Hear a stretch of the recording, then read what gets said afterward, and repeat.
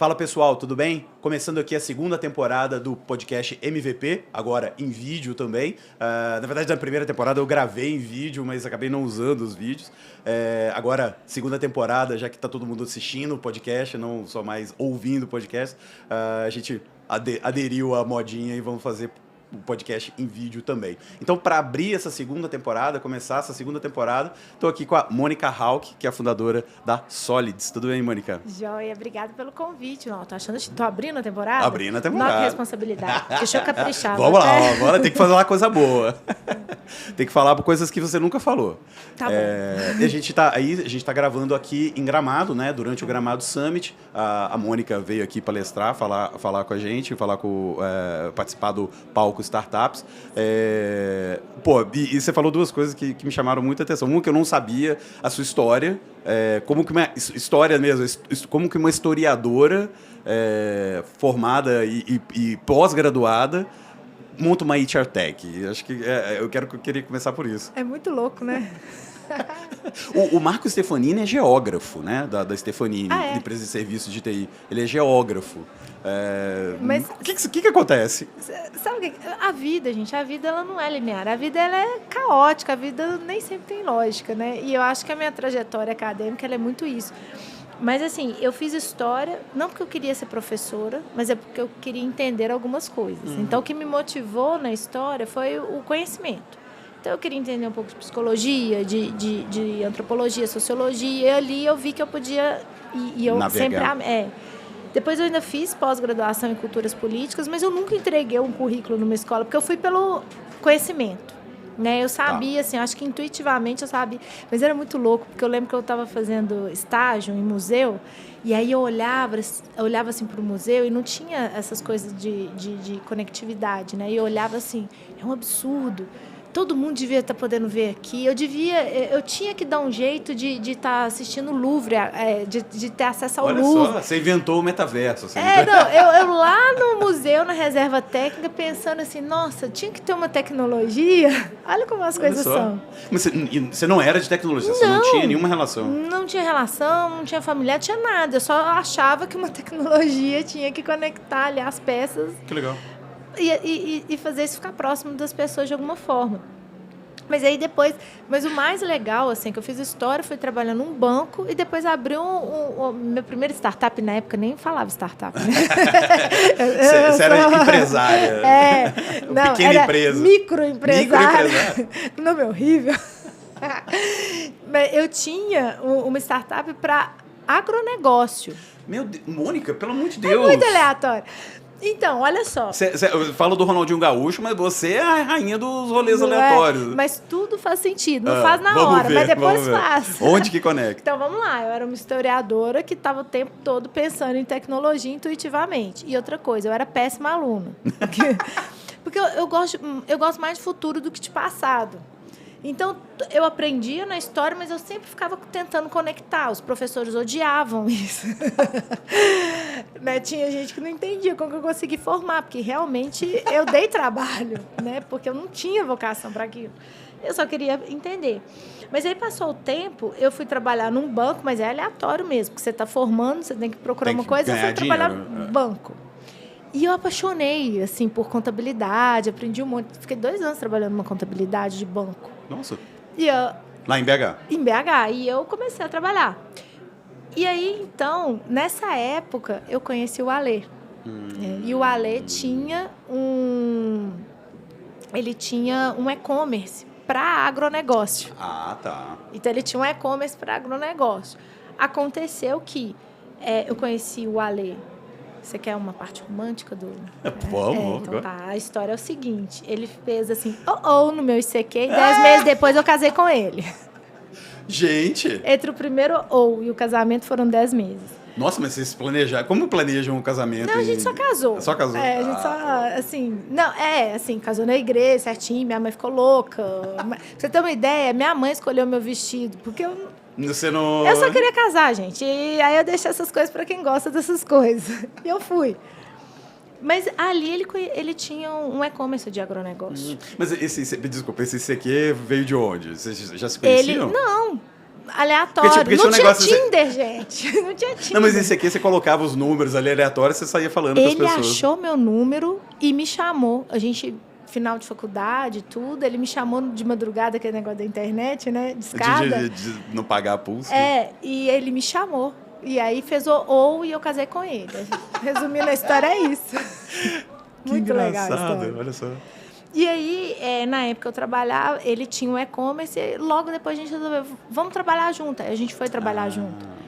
Eu lá no e-commerce, na hora, a gente começou, a gente vendia livros, e aí a gente vendia também, tinha uns CDzinhos que ele fazia, que era uma sacada bem legal. Então ele pegava conteúdo e colocava em CD e vendia para fazendeiro. Então, disso para software, a gente falou assim, não, peraí, vamos fazer um software de controle de rebanho. E começou assim, né? E é muito isso. A nossa história, a minha história é uma história de entrar num público que eu não tinha, nunca fui fazendeira, né? Entrar num público que eu não conhecia, conhecer esse público, se apaixonar pelo público e entender o que ele precisa. Tá. Na época, eu apaixonei pelo agro, pelos fazendeiros, era super legal. Você apaixona fácil, né? Não, nem tanto. Mas, assim, mas tem uma coisa, tudo que eu pego para trabalhar, eu aprendo a amar. Né? Então, assim, eu já trabalhei em oficina mecânica. Os pais normais, quando você faz 18 anos, seu pai dá o carro. Tem coisa. Meu pai me deu um emprego numa oficina mecânica. E eu adorei. Você vai aprender a montar o seu carro. Não, tipo... Era do administrativo, mas tinha lá curso de injeção eletrônica. Eu ia fazer injeção. Eu lembro direitinho, teve um curso de injeção eletrônica, teve ranking. Eu fiquei em primeiro lugar. E eu não era mecânica. Caramba, mano. Mas eu fui aprendendo. Ou seja, não interessa. Se eu começar a trabalhar aqui, uma semana depois eu tô apaixonada por isso aqui. Legal. Porque as pessoas ficam assim, eu preciso encontrar uma coisa que eu amo. Não, gente, começa a trabalhar e aprende a amar o que você está fazendo. Eu acho. Então, eu sempre tive muito essa coisa, assim, de... E aí eu estava lá no agro e apaixonei e fui enxergando as oportunidades, né? E qual que é a realidade do agro no Brasil? Você tem pessoas que normalmente eles herdaram e a gente gosta do pequeno. Então, a gente atendia pequenos fazendeiros. Então vem daí. Vem daí. Legal. A gente foi no pequeno proprietário rural. E ele não tinha internet e a gente vendia para ele. Imagina um fazendeiro há muitos anos atrás. Não tinha internet na fazenda. Que raio de... E a gente vendia mesmo assim. A gente não ligava para os problemas, não. Por quê? Isso era quando, mais ou menos? Nossa, peraí. Agora até... 2005, uma coisa assim. Muitos anos atrás. Nem tinha smartphone, não tinha o 3G, não tinha nada, né? Não. Era via rádio nas fazendas. Então, assim, aquele negócio... Tem coisa, assim, tem hora que a melhor coisa que você faz é não fazer pesquisa de mercado. Porque se você faz pesquisa de mercado, vai dar que não funciona. E funcionou, a gente vendeu pra caramba, a gente cresceu. Mas, assim, o que a gente entendeu? Tinha a pequena fazenda, esse fazendeiro, normalmente, ele herdava uma propriedade, então ele gera filho e tudo. Esse cara trabalha de domingo a domingo e ele não sabe se ele tem lucro ou prejuízo na operação. Isso a gente aprendeu muito rápido. Tá. Então, a gente viu aquele povo trabalhador, esforçado, né, carregando o Brasil. Literalmente, Ele carrega o Brasil nas costas e ele não sabe se ele tem resultado ou não. E aí, a gente começou a desenvolver um software de controle de rebanho. Né? E olha como que as coisas são muito loucas, porque passado um tempo, quando a gente foi para o RH, foi a mesma história. A gente começou a entender que as empresas tinham um prejuízo muito grande com rotatividade e elas não sabiam disso por ausência de gestão. Tá. Né? Então, o desculpa... Tem padrão, né? Existe um padrão. Tem conexão, né? Muito isso, assim. Ao longo da trajetória, o que eu descobri? Eu descobri que eu gosto de democratizar as coisas. Legal. Então, assim, só grandes fazendeiros tinham software, a gente fez o pequeno fazendeiro ter software, né? A gente gosta de dar visibilidade, fazer com que as coisas tenham resultado. O pequeno fazendeiro, ele não tinha resultado, a gente fez o pequeno fazendeiro ter. E é legal, porque vai mudando, né? Aí o fazendeiro colocava no software lá o controle, ele falava, não, esse rebanho está funcionando, esse não está, o que eu preciso fazer para melhorar? E a produtividade sobe. Tá. E a mesma coisa a gente fez com a pequena empresa quando a gente foi para o RH. Quando eu me descobri no RH, eu apaixonei. E, de novo, eu vi um povo extremamente esforçado, trabalhador, que não era reconhecido na empresa. Empresa nenhuma dava valor para RH, para pequena e média. É super. E eu falei, esse trem está errado.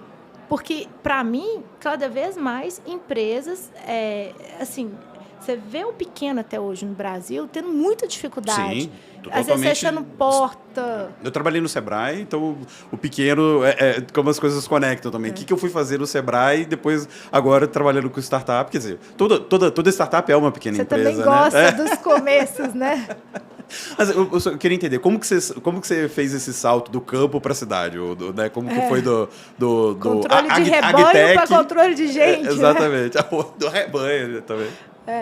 Olha só, aí a gente estava tocando e nas horas vagas, qual que é o hobby do Ale?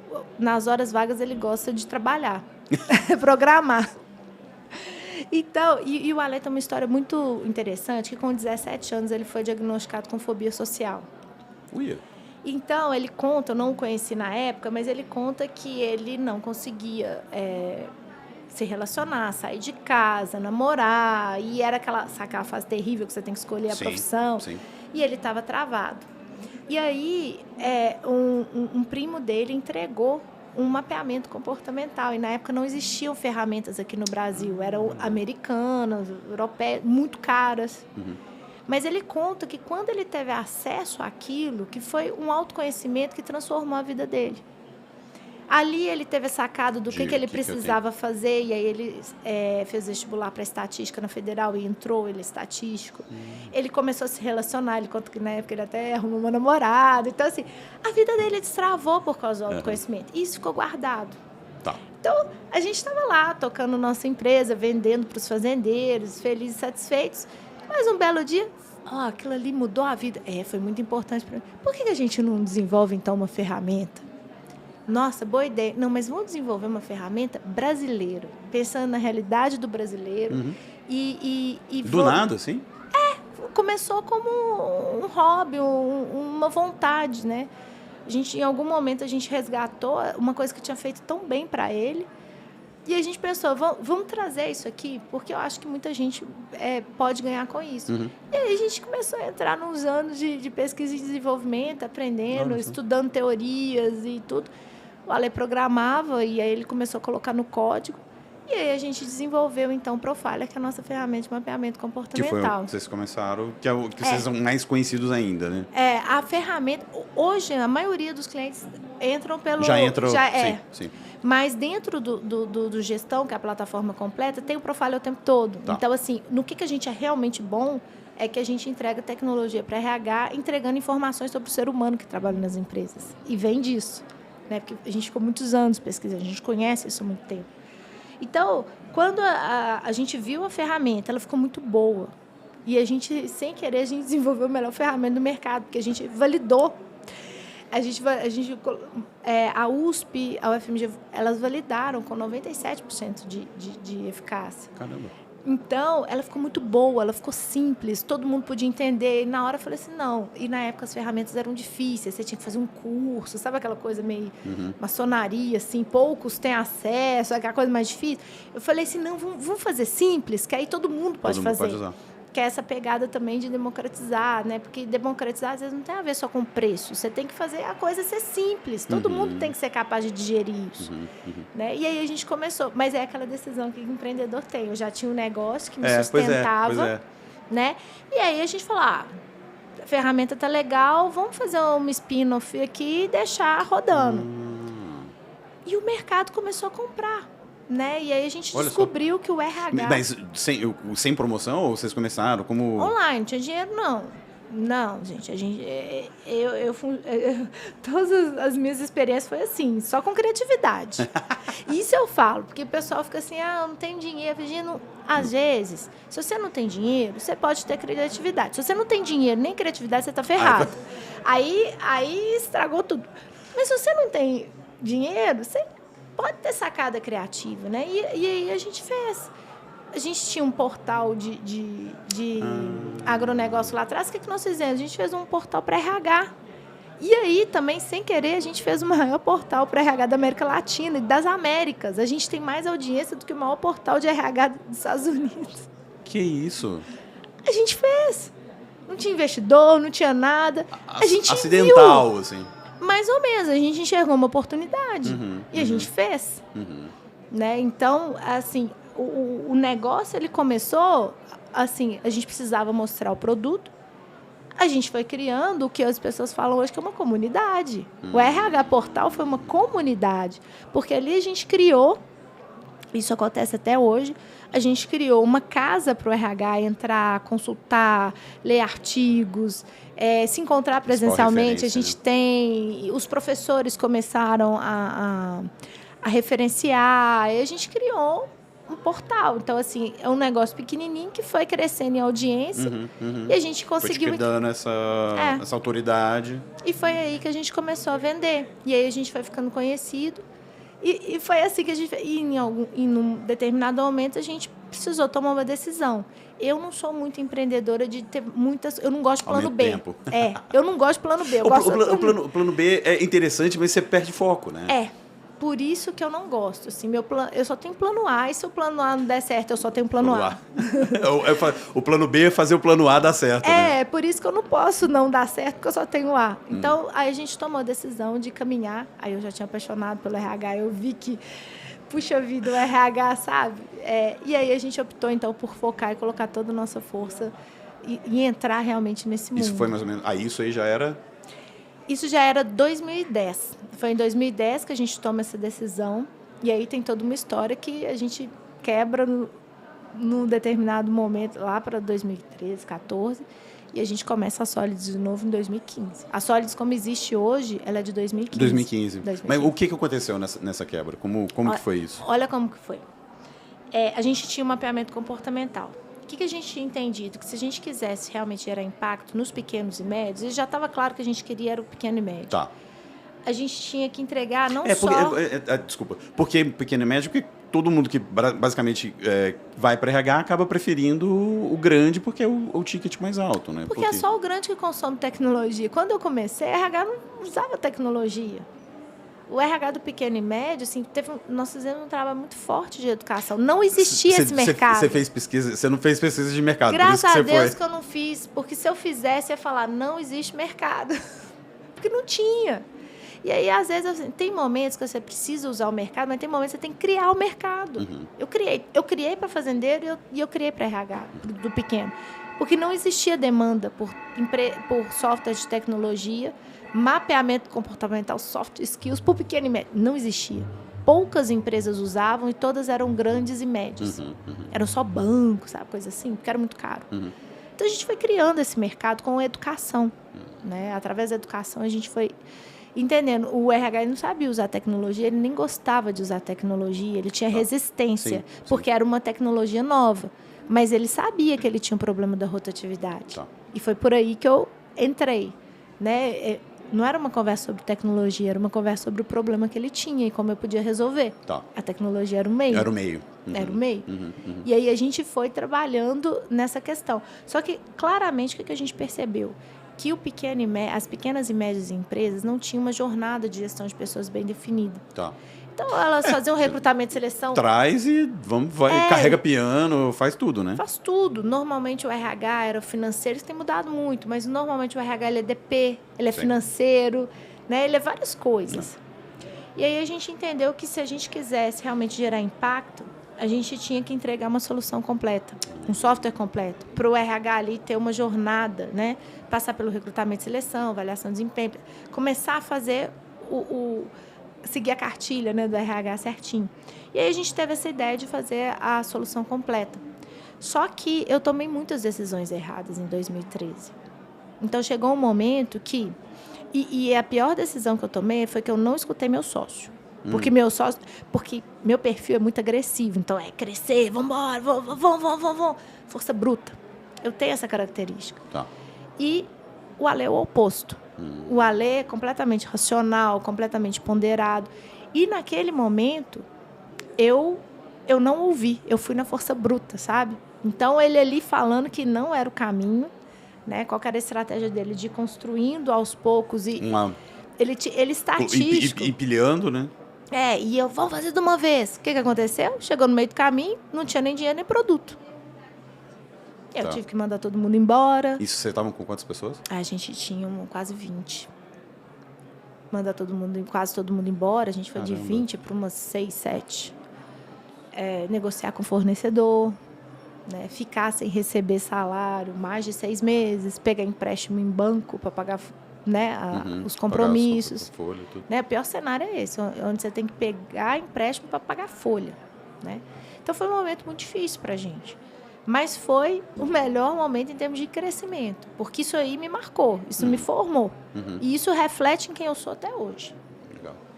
Ali, nesse momento, assim, eu vivi algumas coisas que foram muito fortes. Né? Nessa questão de aprender. E olha que interessante, quando eu mando mais a metade do time embora, a gente tem que se virar, a produtividade subiu. A gente conseguiu reerguer, a gente conseguiu começar a empresa do zero, com muito menos gente, com uma eficiência muito maior. Né? Interessante. E aí, 2015... Isso é legal, faz um gancho, depois eu puxo essa coisa da eficiência pelo momento de mercado, né? É que a gente, agora a palavra virou eficiência, né? Virou. Enfim. Mas eu sou obcecada com a eficiência desde essa época. Porque eu não tinha alternativa na vida. Ou eu fazia isso, né? Porque quando, né, enfim, a gente mandou todo mundo embora, pegamos empréstimo, e por alguma forma, eu não sabia se tinha que ir pro cartório falar quebrei, eu não sabia como que quebrava. O Sebrae ensina a quebrar? Não ensina não eu não sabia, mas não ensina não, porque como eu não sabia quebrar, aí eu não fiz, se não fechei, não fiz, eu não sabia como é que quebrava, só por isso. É verdade, ninguém ensina. É verdade. Mas o ponto, então, que continue não ensinando. Mas é verdade, mas é um negócio interessante. As pessoas têm que saber. Eu não sabia como quebrava. Se 90% das empresas fecham com 2 anos, além de tentar fazer as empresas não fecharem, você tem que falar, olha, se for fechar, faz isso. Porque você pode até ter passivo. Não sabia. Então, como eu não sabia, eu não fiz. Aí eu não fechei. Mas eu falei assim, vamos começar de novo, assim, vamos começar a Sólidos do zero. E aí a gente começa em 2015, a gente toma algumas decisões estratégicas. Uma delas é que eu não ia ficar com trauma, não é porque eu quebrei tentando fazer a plataforma completa que eu não deveria correr atrás disso. A visão estava correta, a execução que estava errada. Tá. Né? Tá. Então a gente insistiu. Aí vocês misturaram a visão da lei com a sua. Mas aí, né, a gente tem que ser humilde nessa vida. Eu pedi desculpa, falei, você tá certa, eu errada, errei. Né? A responsabilidade é 100% minha. Ele teve burnout na época. Por causa disso? Caramba. Na hora de negociar, de fazer as coisas, eu sempre esqueço isso. Eu não sei se eu estava grávida ou com criança pequena. Putz. E eu tinha que fazer tudo assim. Sócio com burnout, eu tendo que gerir, negociar. Eu lembro até hoje, assessoria de imprensa que eu tinha que negociar. Eu lembro de tudo. O fornecedor, empréstimo, sabe? Você, porque ele estava... E sem saber se um dia eu ia ter o sócio de volta. E eu falo, assim, a responsabilidade do burnout foi minha. Porque o meu comportamento foi um comportamento muito ruim. Tá. Eu fui tão, assim... E por que eu gosto de falar? Não é porque porque eu vejo muito empreendedor caindo nessa. Sim. Na época nem chamava burnout, né? Não existia também, não. Agora não, eu acho que já existia, porque ele teve esse diagnóstico, teve. Mas era muito raro. Né? Então, ou seja, ele teve mesmo. E o que eu sabia é que ele podia não voltar. Sim. Porque é uma coisa que é tão forte que... Mas o ponto é, às vezes a gente, como empreendedor, a gente vai ganhando uma autoconfiança que a gente não deveria ter. E a gente fica cego. Você se sente super-homem, né? Super-mulher. Autossuficiente e tudo. E tem uma coisa também que é a questão do narcisismo. De você gostar do que é espelho. Teve um momento que eu olhava pro Ale e falava assim, esse cara é um pé de breque. Ele não está deixando crescer. Ele está freando, ele só freia. Eu não enxergava ele, olha, esse sócio, ele está salvando o negócio. Eu não enxergava isso. Eu só enxergava que ele estava tendo uma visão diferente da minha, aquilo estava me incomodando profundamente, e eu colocando energia para romper aquilo. E ainda, não sei como é que é, mas imagino que ainda com o agravante dele ser seu marido, né? Exatamente. Como é que era isso? Foi um momento, graças a Deus, assim, que Deus me conseguiu abrir meus olhos a tempo e eu consegui ter a sabedoria de entender que eu tinha errado, que eu tinha agido errado, de pedir perdão, né? E de continuar e de mudar. Mas é uma coisa que eu me policio até hoje. Porque o meu perfil ele é muito forte. Tá. Né? Eu tenho essa mesma energia, que às vezes eu fico 3 dias sem dormir, não tem problema. Eu fica virada, vir para Gramado. Agora, por exemplo, que a gente está algumas horas sem dormir. essa mesma coisa que é boa em alguns momentos, ela atrapalha em outros. Sim. Porque isso pode, em algum momento, ir contra as pessoas e as pessoas que estão com você construindo o negócio. Então, E o mundo da startup glamoriza isso, né? A história de work hard, play hard, não sei o quê, né? Como é aquela que o pessoal gosta de falar do trabalho enquanto eles dormem? Quer dizer, é um ambiente, o ambiente de tecnologia e de startup te leva para isso, e se você não ficar esperto, você cai. E eu acho que a gente tem que ter equilíbrio na vida, assim, e tem que ter conexão com a realidade. Nos primeiros anos do negócio, a gente tem que trabalhar muito mesmo, é sacrifício. Eu abri mão da minha qualidade de vida em alguns momentos, mas eu era muito mais nova, é que ele tem início, meio e fim. Isso não pode ser o resto da vida. Né? Agora, o Alê, que é uma pessoa muito mais esperta que eu, o Alê sempre teve muita disciplina com sono, por exemplo.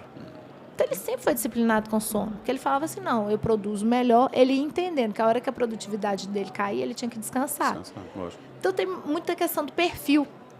Então, tem gente que acha que é na força bruta, vai. E uma hora não vai. Não vai. Então, essa é uma coisa que eu acho que o empreendedor tem que ter, esse autoconhecimento.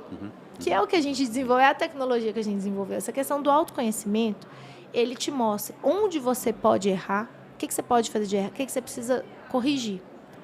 Então, eu entendi onde que eu podia. Eu entendi que a mesma energia que eu tinha, que levou o negócio para frente, podia matar o negócio em alguns momentos. E a gente, como empreendedor, a gente tem que saber isso. E outra coisa é que, às vezes, tem um momento que a gente gosta só do espelho. E que a gente não valoriza aquilo que nos falta. Essa foi a grande lição para mim. Eu comecei, depois que eu passei por tudo isso, eu valorizei muito mais o sócio que eu tinha e as pessoas que têm um perfil diferente do meu. Porque meu perfil é de velocidade, de força, de execução. Vamos fazer. Mas tem gente que não é assim. Tem gente que é mais analítica, tem gente que é mais introspectiva. Eu sou super otimista, eu sempre acho que tudo vai dar errado. Tem gente que é pessimista. Eu comecei a valorizar as pessoas que são pessimistas, porque elas começam a observar coisas que eu não consigo. Para mim, tudo vai dar certo. Então, por isso que eu tomo mais risco. Legal. Aí você equilibra, né? E isso é para tudo. Isso é para a sociedade, isso é para a vida, isso é para contratação. Né? Tem gente que sai contratando todo mundo igual, mas não é disso que você precisa de gente diferente. Legal. Né? Então, são aprendizados que vêm dessa época. E fazer mais com menos. Isso aí eu aprendi como ninguém a fazer mais com menos. E aí então, já puxando, quer dizer, fazer mais com menos, que é o mote agora, né? O mercado atual faz. Acho que duas coisas. Quer dizer, você já tem uma experiência de morte, né? Você morreu uma vez. Você entrou no hype das rodadas, né, captando uma rodada de 100 milhões, né? Vocês pegaram muito dinheiro. E agora o mercado falando de eficiência, que é uma coisa que você já conhece, né? Como é que... E foi muito engraçado, porque assim, na semana que a gente tinha acabado de captar 530 milhões de reais, eu estava assim pro time, gente, vamos cortar custos, vamos, assim, eu quero ver onde está a ineficiência, nós temos que melhorar a eficiência em 10%. Aí o pessoal, mas tem dinheiro. Mas nós não vamos fazer rodada? Eu falei assim, vamos, o que uma coisa tem a ver com a outra? O que uma coisa tem a ver? Para pensar. Rodada te mostra o quanto de dinheiro você tem no caixa. Sim. Mas eficiência operacional te define enquanto gestor. Legal. E aí você escolhe que tipo de gestor você quer ser. Como lá atrás eu sei quanto custa, né? Para mim é uma identidade. Eu posso ter 1 bilhão no banco, eu posso ter R$1 no banco. Eu não abro mão de eficiência operacional. Óbvio que tem alguns momentos que você abre mão da produtividade ideal porque você tem que crescer de forma mais acelerada. Tem que tomar cuidado também para a gente não, né? Não ficar lento demais, obsessivo. Exato. Burocrático demais. Mas, deixar... de novo, equilíbrio. Mas como que faz esse equilíbrio? Como que você chega nesse equilíbrio? Eu lembro quando eu entrevistei o Sebastião Merria da RAP, que ele tinha acabado de receber a rodada da SoftBank, eu perguntei, o que você faz com $1 bilhão na conta? Assim, você abre lá o extrato do Internet Bank que tem $1 bilhão. Como assim, cara? Depende, é no Silicon Valley Bank. Depende de onde está. Não me entra na cabeça tanto dinheiro, assim. Não tem como a coisa dar certo. Ou até tem se você tiver... Porque, por exemplo, a minha cabeça é muito de investidor. Então, por exemplo, eu viro para o meu time de marketing e falo, vocês vão ter tanto de orçamento, dependendo do tanto de retorno que vocês me deram sobre o orçamento. Tá. Então, se o marketing faz 10 e me entrega 20, eu ponho dinheiro. Tá. Se ele não me entrega, eu não ponho dinheiro. E não interessa quanto que eu tenho na conta. Aí eu vou tentar multiplicar o dinheiro de outras formas. Então, essa é uma cultura também de eficiência que você vai criando. Não interessa se a empresa está com ou sem dinheiro. Você, enquanto gestor, você precisa dar retorno sobre o investimento que a empresa está colocando em você. Então, isso é uma coisa. Legal. Uma coisa que eu deixei bem claro para o meu time. O dinheiro vai vir, mas eu não vou pôr dinheiro em máquina que não tem eficiência adequada. Então, você vai ver os outros times ganhando orçamento e o seu time não vai. Legal. Então, isso é um estilo de gestão. Né? Legal. Às vezes isso é bom, às vezes é ruim, mas é o meu estilo. Né? De estar sempre mostrando... Porque tem a ver até aquilo... Assim, não interessa se você tem R$1 ou R$1 milhão ou 1 bilhão. Você precisa multiplicar aquilo que te foi dado. Você tem que multiplicar. Foi te dado para multiplicar, né? Exatamente. Aquilo ali não é... Você não ganhou na loteria. É diferente. Na loteria, BBB, se você quiser, você queima. Faz o que quiser. Investimento, você tem que dar retorno. Então, se você não educa o seu time a dar retorno, você vai queimar dinheiro, ao invés de multiplicar o dinheiro. Então, eu tento o tempo todo, assim, como é que eu vou multiplicar esse dinheiro que eu recebi, ao invés de queimar esse dinheiro que eu recebi. Embora, muitas vezes, tenha a queima, contabilmente a gente queima o dinheiro, né? Tá, sim. Mas sempre com essa visão de colocar onde eu tenho o retorno esperado. E acompanhar, com métricas de desempenho, acompanhando de perto os números. Isso vem de você? Como que você faz isso? Você tem isso? Ou você trouxe um CFO ou alguém que... Não, tem que ter CFO, gente. Não, mas isso é uma mentalidade. Eu e o Ale, a gente é muito focado assim. Tá. E os líderes são, porque eles foram aprendendo e foram educando nisso. E óbvio que a gente tem o CFO que cuida de toda a gestão dessa estratégia, né? Tem, como todo estilo de gestão, você ganha alguns pontos, perde-se em outros, mas, por exemplo, agora a gente está na moda, né? Mas eu sei que isso vai passar. Eu sei que daqui a uns anos vai voltar a ter muito dinheiro. Volta. E eu vou ficar fora de moda. Eu sei, até 2 anos atrás eu era fora de moda. Mas você embarcou também, pô. Você pegou 500 milhões.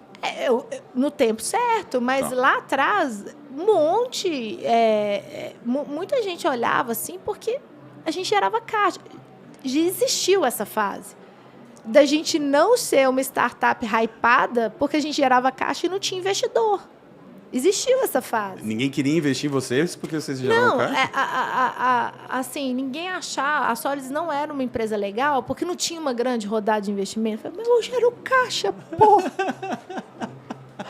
Sabe? Até o ponto assim, não, se não recebeu um investimento, é alguma coisa errada. Né? E muito empreendedor cai nisso. Muito empreendedor, às vezes, faz investimento pelo investimento, sem ter uma estratégia clara de multiplicação desse recurso. Né? Então, eu sei que daqui a uns anos o pessoal vai sair de moda. Mas eu acho que são escolhas que a gente tem que fazer ao longo da vida, né? E você é a primeira fundadora dona de um unicórnio? Quer dizer, segunda, vai. Cristina Junqueira do Nubank, depois Mônica? Esse negócio, os bichos, né? Eu não sou muito apegada nesses bichos, não. O que eu sei que eu quero fazer é o seguinte. Eu sei que eu tenho muito mais para crescer. Eu vou continuar crescendo. Eu gosto muito dessa questão da consistência, né? Então, muitas vezes, assim, eu não... Vai ter gente que vai crescer mais rápido ou mais devagar. Não sei. Mas eu sei o jogo que eu quero jogar. E eu vou jogar de forma consistente e coerente. Então, eu não sei se as pessoas vão me ver como unicórnio, zebra. Zebra, muita gente vê, porque fala assim, nunca tinha visto a Solids, apostava em todo mundo, menos na Solids. Tem isso. Zebra, eu acho que eu já sou um pouco. Mas eu não sei que bicho que eu vou ser no zoológico, mas não interessa. A minha história é uma história de consistência e de pensamento de médio e longo prazo. Então, que nome vão me dar? Mas, assim, eu sei onde eu quero chegar. Né? Então, vai ter um momento que o pessoal vai falar, unicórnio, vai. Mas, assim, eu acho que a gente tem que focar no nosso jogo. Né? E ser unicórnio, fazer IPO, essas coisas, não pode ser fim. Isso tem que ser uma consequência de uma estratégia. Até porque é um começo, né? É um recomeço, né? E assim, mas isso não pode ser fim de nada. Nenhum empreendedor fala, eu estou abrindo esse negócio porque eu quero ser um unicórnio. Isso é estranho demais. Não, você tem que gerar impacto, você tem que entregar resultados, você tem que construir um legado. Que nome, que bicho vão te dar para isso, pouco importa. Mas o que você vai construir no final do dia, sabe? Eu gosto das coisas mais, assim, concretas, assim. Agora, você falou que no palco, na apresentação, uma coisa que é contra-intuitiva. Quer dizer, ou mais uma coisa contra-intuitiva, né? Você falou que é um bom momento para ser mulher. Eu acho. E a gente vê pelo contrário, né? O discurso é todo de é difícil ser mulher, né? Batalha para ganhar espaço e tudo.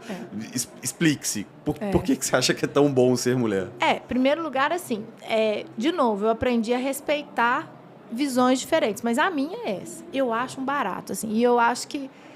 Por quê? Eu acho que a gente está... Óbvio que eu conheço como ninguém é a história. Eu sei que a gente tem uma questão na sociedade que ela vem de séculos e séculos que ela ainda não foi corrigida. Isso, para mim, está claro e está dado.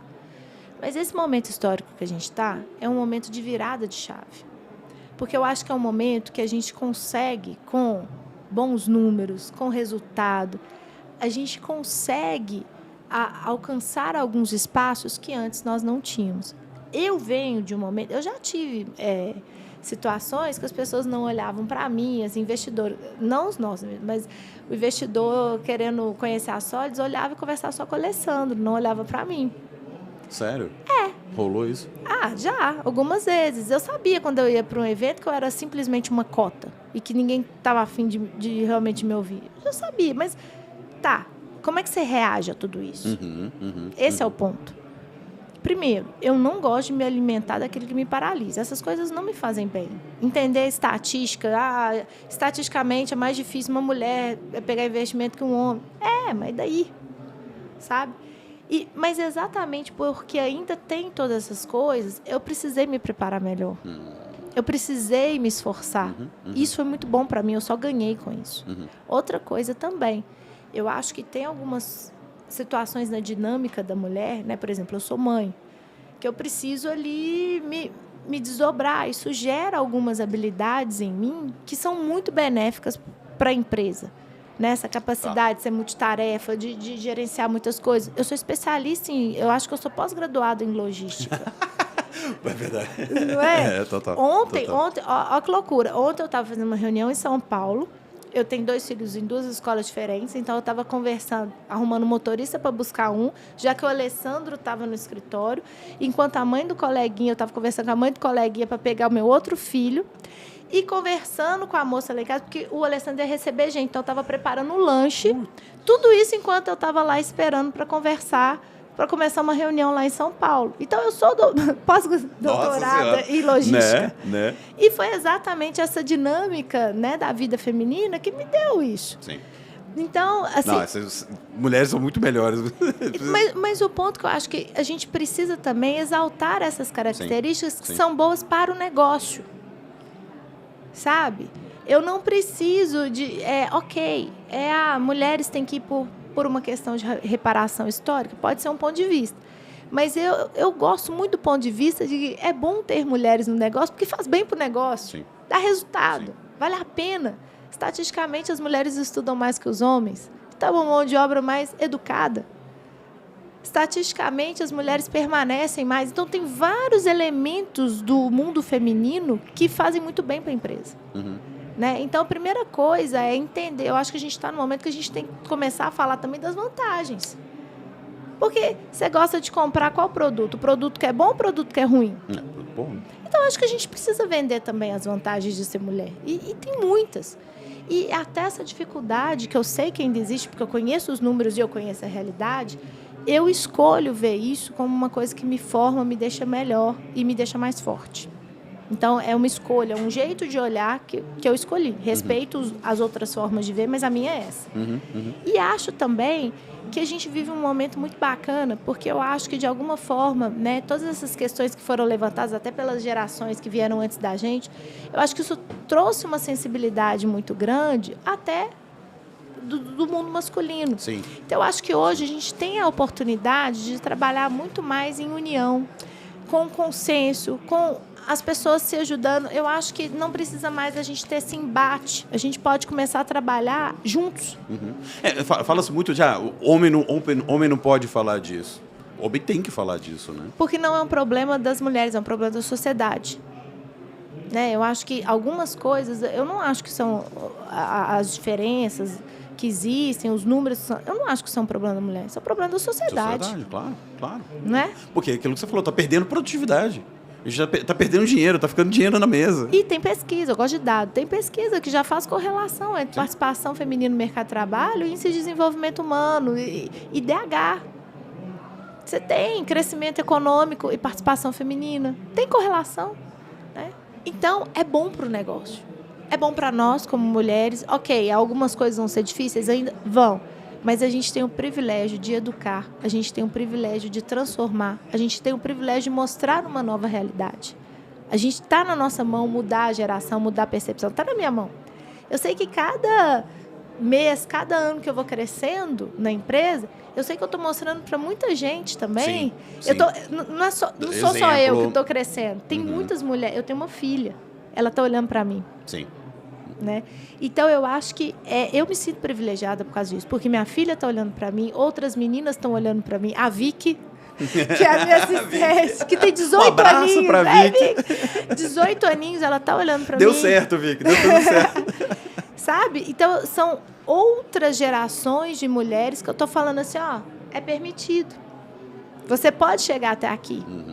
Né? Olha que lindo ver a Cris Junqueira. Olha onde ela chegou. Então, é um momento especial, onde é um momento que a gente pode fazer história, a gente pode mostrar uma nova realidade e a gente pode mudar uma cultura. É por isso que eu acho que é tão bom. Legal. E como é que vai ser isso? Como é que a Solids vai fazer isso? Como é que tem de perspectivas? Como é que tá o crescimento? Para onde vocês estão indo? A gente está num momento muito especial, porque assim, lá atrás eu falei assim, olha, se a gente entrar nas pequenas e médias, a gente vai mudar as pequenas e médias. E agora a gente está com os números. Os números estão mostrando, sabe? Então, cada vez mais está muito claro para a gente que, engraçado, que lá no início o pessoal fala, não mexe com esse negócio de pequena e média, não. Né? Não, dá muito trabalho. A gente era fortemente desaconselhado, até porque, repara, faz um mapeamento das HR Techs, quantas estão focadas em pequena? Ninguém. Mas porque lá no inicinho, quando começou, porque HR Tech também não existia, né? Lá no inicinho, todo mundo falava, não, tem que ir para Enterprise. E a gente sempre entendeu que a gente ia gerar impacto nos pequenos e médios. Então, hoje, para a gente está no momento de falar assim, puxa vida, a gente foi contra a maré, a gente foi contra a manada. O que a gente via era todas as HR Techs indo para os grandes pro grande e a gente indo para o pequeno. E realmente é mais difícil, é muito mais difícil. Mas a gente entende que vale a pena, a gente está no caminho certo. Primeiro porque quando a gente entra hoje numa empresa e começa a rodar a gestão de pessoas, né, dentro da nossa tecnologia, a gente está mudando a forma de fazer gestão de pessoas. Tá. E isso tem mudado as empresas. Tá. Rotatividade cai, a gente consegue provar por números. E segundo, porque a gente começa a perceber também que cada empresa que a gente entra, a gente está deixando essa empresa mais forte, mais competitiva. Começam a vir histórias de isso aconteceu muito na pandemia. Eu ia perguntar exatamente, quer dizer, agora que você tem um histórico de 7 anos, né? Essa empresa pequena, ela cresceu? Cresceu. A sua base de cliente cresceu, não no sentido de número de clientes atendidos, mas do crescimento do cliente, das empresas. Isso foi a coisa mais linda. Porque, olha só, na época da pandemia, sabe aquele mês? Foi março, abril? Foi março, que eu ia lançar o Startups em março Sério? de 2020 e parei o plano por conta da pandemia. Olha só, nesse mês a gente começou, aí ninguém sabia nada que ia acontecer, né? E aí começaram a vir as empresas, os clientes pedindo cancelamento. A gente teve no mês de março o mesmo número de pedidos de cancelamento que a gente teve em 2019 inteiro, no ano anterior inteiro. Senhora. Então eu falei, puta, acabou. E assim, a gente estava vendo várias startups. Mas o que aconteceu? Foram pedidos de cancelamento. Esses cancelamentos não foram efetivados. Olha. Porque aí a gente começou... Óbvio, né, que teve um churn maior por causa do momento. Algumas empresas realmente fecharam as portas. Né? Não teve o que fazer. Mas em pouco tempo, a gente voltou para os números normais. E nossos números são muito bons de retenção. E o que a gente entendeu nessa época? Que os pedidos vieram porque todo mundo mandou cortar custo. Aí barata voa, né? Precisa... Exatamente. Mas os RHs não queriam ficar sem. Eles não queriam. A gente começou a conversar com cada um. O que eles precisavam? eles precisavam, às vezes, de um congelamento, de um prazo, apoio alguma coisa. financeiro. Mas eles não abriram mão da ferramenta. A maioria. Só quem não teve jeito mesmo. Tá. E foi legal que aí as coisas foram chegando no lugar, as empresas ficaram e permaneceram. Tá. E aí a gente pegou muitas histórias de empresas que ficaram fortalecidas. Falou, nossa, se não fosse a Solids. E mais do que isso que a gente aprendeu também. Falou, poxa vida, a gente está no meio da pandemia, isso não se trata só de código, de tecnologia. A gente precisa apoiar as pessoas. Eu lembro que eu entrei numa loucura, assim, eu fazia webinar todo dia. Eu falei, eu preciso conversar com os clientes. E aí a gente começou a orientar, ajudar em várias coisas. Assim, a gente entrou até em áreas financeiras. Caramba. A gente começou a entrar uma pegada de cuidar. De cuidar. De cuidar desse RH. Né? O que você faz? Como é que você cuida das pessoas no home office, você que nunca fez? E aí coisas que extrapolavam a ferramenta, mas a gente fala, não, a gente precisa fortalecer esse RH. E aí a gente começou a entrar. E com isso, custo, foi um custo significativo ou foi mais ações mais... Não, ações assim, de estar próximo mesmo. Óbvio que o custo sobe, né? Mas, dado o resultado, valeu muito a pena. Porque a gente começou... E aí a gente entrou num novo nível de atendimento ao cliente. O que eu percebo é que a gente criou uma relação muito forte com o cliente. Legal. Porque na hora que ele mais precisava, a gente estava lá. Né? Isso é uma coisa, eu lembro direitinho. Quando eu fui para Quebra, eu lembro direitinho. Quem simplesmente foi embora... Mas eu lembro do fornecedor que falou assim, não, você está passando por uma fase difícil. Eu vou te ajudar, você vai passar por isso, eu quero permanecer. Isso para mim é claro, eu sei de cor. Tá. Você não esquece esse tipo de coisa. Tá. Então, a forma como você cuida das pessoas nos momentos difíceis também é a forma como você define o relacionamento que você vai ter com elas. Né? Então, na pandemia, a gente criou esse relacionamento muito forte. Legal. E desde então, a gente tem entendido que mais do que entregar tecnologia, a gente quer fortalecer esse RH, a gente quer fortalecer essa empresa e deixá-la mais competitiva. E os números estão mostrando, as nossas empresas crescem mais do que a média nacional. Então, a gente consegue... Mas como você faz isso com escala? Hoje você tem 10 mil clientes, né? 24. Nossa. Porque a gente... Caramba. Porque agora são todos os clientes. A gente fez o M&A de Tangerino, né? Ah, é verdade. Sim. Com todo mundo. Sim. Aí o número era... Fiquei com o número era defasado. Acho que Tangerino estão... Acho que 10 mil clientes, alguma coisa assim. Então, somou. Então... Mas o que a gente faz? A gente vai criando estratégias de alguma forma estar perto. Óbvio, algumas jornadas são mais tech touch, né? Então, a gente cria mecanismos ali. Mas a gente tem uma estratégia de cuidado com o cliente muito eficiente para, de alguma forma, esse cliente sentir que ele faz parte.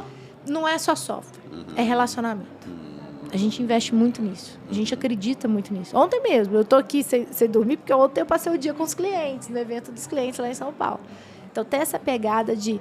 Não é só sobre tecnologia, é como você cuida das pessoas que te honraram escolhendo a sua tecnologia. Eu falo isso muito para o time. Eu falei, gente, todo RH que optou por Solids, ele colocou o nome dele lá. Sim. Ele está se comprometendo. A gente precisa honrar isso. A gente não pode... frustrar. Essa pessoa colocou o nome. Ela não fez só uma transação financeira. Ela se comprometeu. Ela colocou o nome dela, porque o RH foi lá, pediu orçamento. E a gente precisa honrar. A gente precisa entregar uma tecnologia que vai dar resultado. Tem que valer a pena para todo mundo. Então, a gente tem muito esse cuidado, sabe? Legal. Pô, obrigado, Mônica. Valeu. Foi uma ótima conversa. Eu amei, assim, deixa a gente fala o dia inteiro, né? É muito bom. Tem que cortar. Parabéns pelo podcast, parabéns pelo evento, tá incrível. Valeu.